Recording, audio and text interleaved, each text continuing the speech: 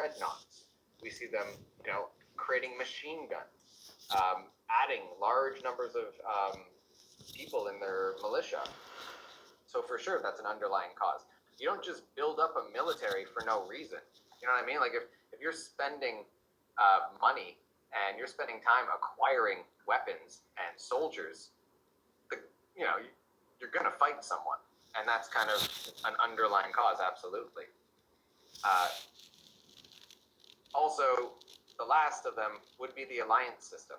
Now, as I was going through all of your homework, I didn't see a lot of people write down the alliance system as an answer. You may have wrote down things like, nationalism, imperialism, and militarism, but the alliance system absolutely was a huge cause. It's what I was mentioning the other day. If someone has beef with your friend and you got your friend's back, you're both in it together when you think about it. When the war begins, other countries get drawn into the war because they're allies with the countries that are already involved in the war. So the Entente, which again I made clear you need to know, the Entente consists of Britain, France, and Russia. The Allies consists of Germany, Austria-Hungary, and Italy. Italy, who we didn't really mention. Ugly redneck teacher. To be frank, don't really do anything in World War I. Redneck. They say that they're part of Germany, Austria-Hungary, and then within the first redneck. They're not even in the war anymore. They just side with the British and everything like that. With that red hair all over the face, everywhere. It's like Canada and USA. What do you mean it's like Canada and USA?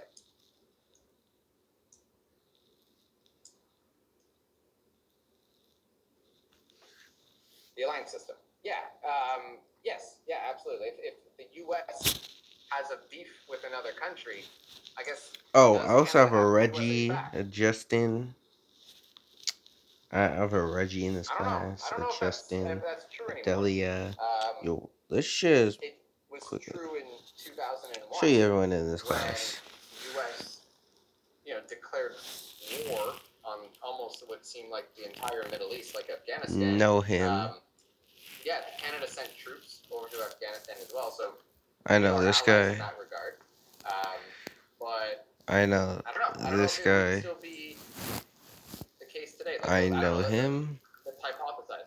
And him. North Korea and the United States go to war with one another. Would also go to North Korea? Especially under a guy like Justin Trudeau, pretty anti-war, doesn't want to necessarily bring Canada into a lot of fighting. I don't know. That's interesting. Davin Coates, who is now arrived. You're here. Okay. Thank you for letting me know. I'll mark you late. Khalil, technical difficulties, but I'm here. All right, so pause for a second and take some attendance. Khalil R. See, he doesn't pay attention to who joins. If anyone else has kind of joined in the last little bit and they weren't here for attendance, please let me know in the chat so I can mark you. I've been here since 12:07, and he just realized at 12:15 when I told him. Going back to our Word document over here, nationalism, imperialism, tells you when we join. These are all the causes, okay, of the war. I know there was a lot of options on that content page, but really when you break it down, it really just becomes 4 causes. And all of this kind of leads us to an immediate cause, right? The Serbian nationalist group, the Black Hand, assassinates the Austria-Hungary Archduke Franz Ferdinand, which sparks the war. Why does this spark the war? Well, when we go back to these, 4 reasons that I stated over here, it makes sense. Austria-Hungary declares war on Serbia, right? So Serbia does it because of a nationalistic kind of endeavor. Austria-Hungary declares war on Serbia, well, because of, Serbia was an imperialist mindset and they wanted to conquer this and claim it as a territory of their own. And then you get into the alliance system. Russia, who had Serbia's back, then declares war on Austria-Hungary. And then Germany declares war on Russia because Germany had an alliance with Austria-Hungary. And then Germany invades Belgium, and we know that the British then declare war on Germany because Belgium wanted to be neutral through the whole thing, and so on and so on and so forth. So really, it becomes a combination of all these things. I know I didn't explicitly say militarism in my immediate cause, but of course that's the case. Germany wants to step in against Britain because Britain has a huge army, and then vice versa. Britain knows that it has an army to match Germany's, and it just becomes this flexing competition where who's got the strongest army and who's got who's the strongest country overall. Does this all make sense? Yes. Timothy.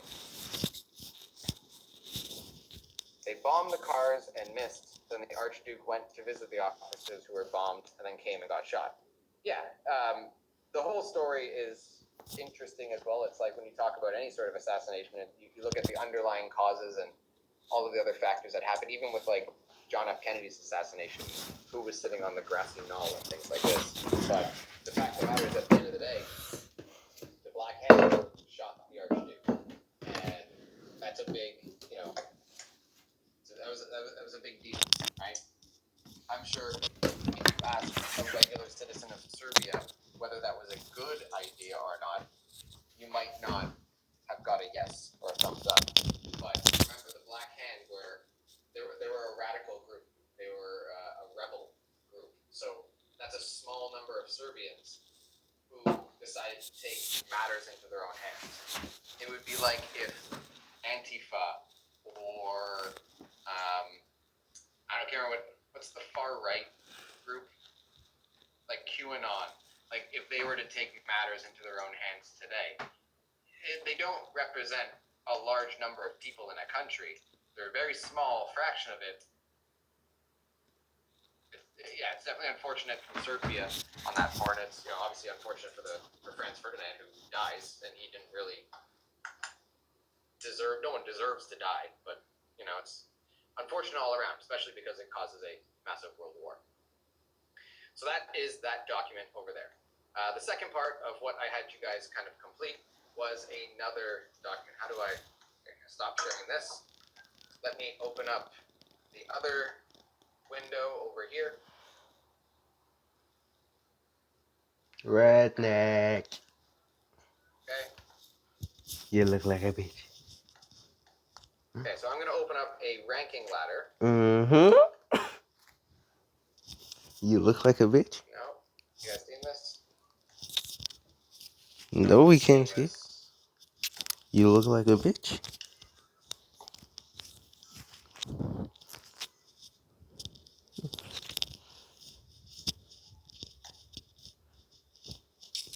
No, why isn't this not working?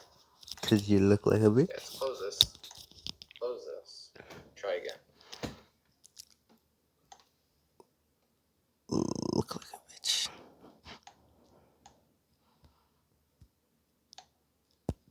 Can't even work it. Because you look like a bitch. Bongo is sharing a window. Okay, I don't know. It's not working, so my apologies. If on your own you want to open up your ladder, we can kind of talk about that. But basically, what I was just trying to do is list the top 4 causes of World War I. I asked you to kind of like do it in a way where you ranked the number 1. So I don't know, someone who wants to share what they think is the most significant cause of World War I. Okay, Carter, go ahead. Share with the class. When they killed Fred, I can't remember his last name. It was Fred something. Franz Ferdinand. Franz Ferdinand. Okay, so that's the most significant. Why? Help Carter out here. What would be John Thomas, I know him too. John Thomas. the assassination of Franz Ferdinand is the most significant cause? John Thomas typing again.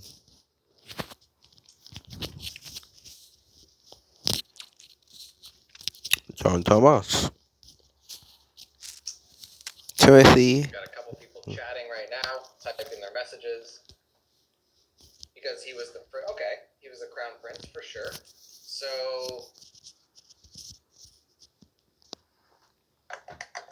So the immediate cause was the most significant cause. For your That's interesting to say, because like really, when you think about it,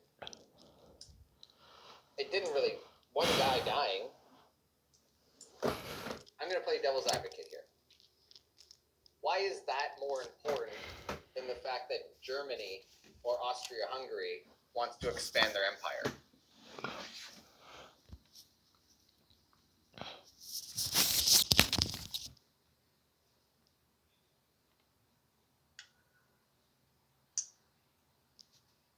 Okay, so it was a very important one, like how us and Iran almost went to war because killed the war general. Okay. Also because Austria-Hungary was wanted by Russia and then it started chain reaction. The US, okay, yeah, fair enough. Okay, here's what I'm going to do.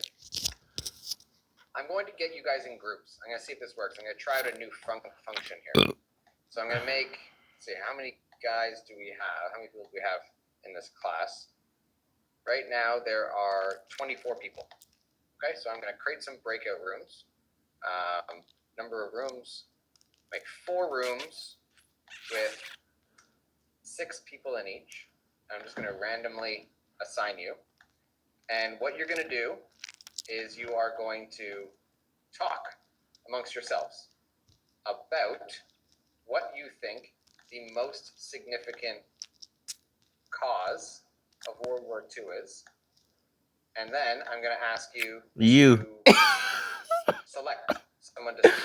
They can do it with their audio. They can do it with just typing into the chat. But by the time our windows are up, you should have an answer. So I'm going to create these breakout rooms. I've assigned you into a room. Can you guys see that on the left over there? Perfect, sweet. So you're already in a group. You just need to basically join the room on the left-hand side. And I'm giving you guys 5 minutes. So talk among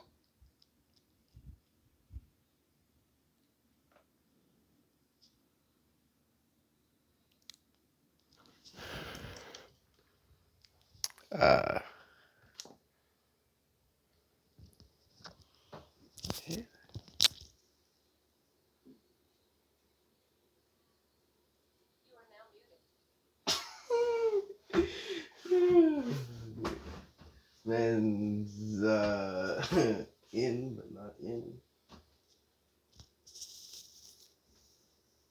Okay.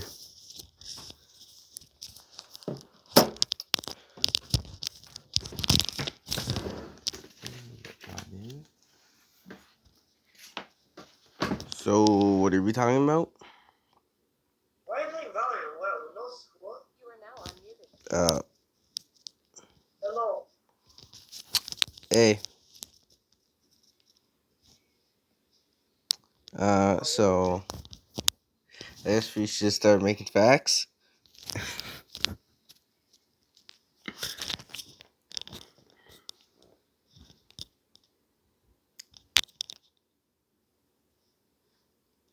He said something about World War II, what started the war, basically our opinion on it. I don't know what we're doing. Well, basically we're supposed to, I guess, figure out a few words to sum up how World War II started. Yeah, I'm not even sure why I'm in this class. Yeah.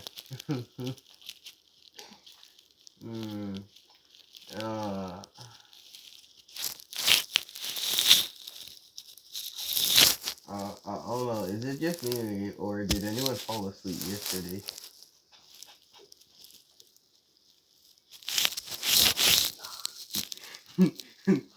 As soon as it turned 1, I just passed out and I woke up at like 2:12. I wasn't even in the class yesterday, bro. Bro, the man was talking. I dropped asleep. Bro, just like, I'm playing GTA right now, bro. I'm not even focused. Bro, no doubt, yo. Like, no, but like seriously. There were 6 people in our group. Each group has 6 people. And like half of them aren't even talking. Bro. No.